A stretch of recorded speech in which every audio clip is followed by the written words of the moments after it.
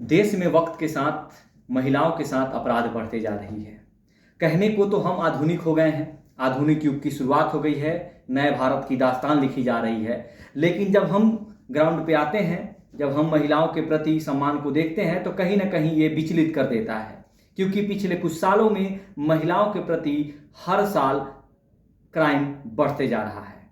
दरअसल पिछले दिनों कोलकाता के आरजीकर कॉलेज में प्रशिक्षु महिला डॉक्टर के साथ हुए बलात्कार और मर्डर के मामले ने पूरे देश को अचंभित कर दिया था। तो वहीं बदलापुर और अन्य ऐसे कई बलात्कार के मामलों ने देश में महिलाओं के रहने पर सवाल खड़ा करता है। लेकिन अब वहीं एक दूसरा पहलू ये है कि जब ये इस तरह की घटनाएं देश में घटती हैं तो राजनीति अपने चरम पे होती है। अब बंगाल की बात करते हैं तो बंगाल में टीएमसी जहां बैकफुट पे थी तो बीजेपी और अन्य पार्टियां वहां टीएमसी और ममता सरकार को घेरने में लगी हुई थी। लेकिन वहीं जब हम बदलापुर महाराष्ट्र चलते हैं तो वहां बीजेपी बैकफुट पे थी तो बाकी विपक्षी पार्टियां उन्हें घेरने में लगी थी। लेकिन क्या सिर्फ ये राजनीति है, या फिर हम इसे कह सकते हैं कि ये रेप और राजनीति है? रेप के लिए राजनीति, महिलाओं के सम्मान से राजनीति, महिलाओं के आत्म सुरक्षा से राजनीति।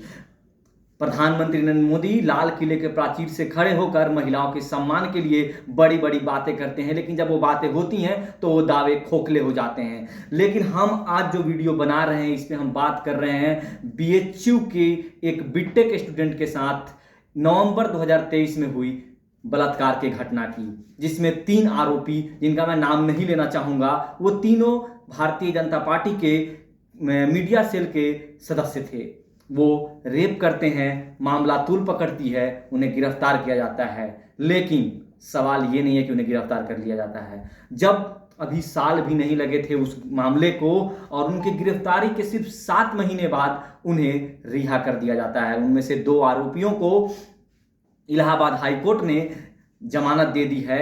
अब सवाल ये उठता है कि बलात्कार की आरोपियों को जब हम ऐसे ही जमानत देते रहेंगे तो क्या होगा? क्या योगी सरकार की जो बुलडोजर है वो सिर्फ क्या तथाकथित कुछ लोगों के लिए है, या फिर उनकी जो बुलडोजर नीति है वो सबके लिए है? लेकिन उत्तर प्रदेश में जब हम इस चीज को देखते हैं तो ये कहीं ना कहीं पूरा नहीं होता नजर आ रहा है। ये सिर्फ और सिर्फ एक धड़े के लिए बुलडोजर नीति बदल गई है। दिन प्रतिदिन हर जगह रेप की घटनाएं बढ़ रही है। चूंकि हम बात आज बलात्कार की कर रहे हैं, बलात्कार की घटनाओं की कर रहे हैं, तो सबसे बड़ा सवाल ये है कि क्या कदम उठाई गई है अब तक सरकार की? निर्भया मामले से हमने क्या सीखा? क्या रेप के पीड़ित को फांसी दे देना, क्या एक महिला को ससम्मान सब कुछ दे देना है? नहीं। क्या जो आगे महिलाएं रह रही हैं, जो इस देश में महिलाएं हैं, क्या वो अपने आप को सुरक्षित महसूस कर पा रही है? नहीं। क्योंकि जब एक रेप की घटनाएं होती हैं तो हम ये मामले देखते हैं कि कुछ दिनों तक वो खूब चहकता है, लेकिन उसके बाद वो बंद हो जाता है। सरकार इस पे कोई बड़ा कदम नहीं उठाती है।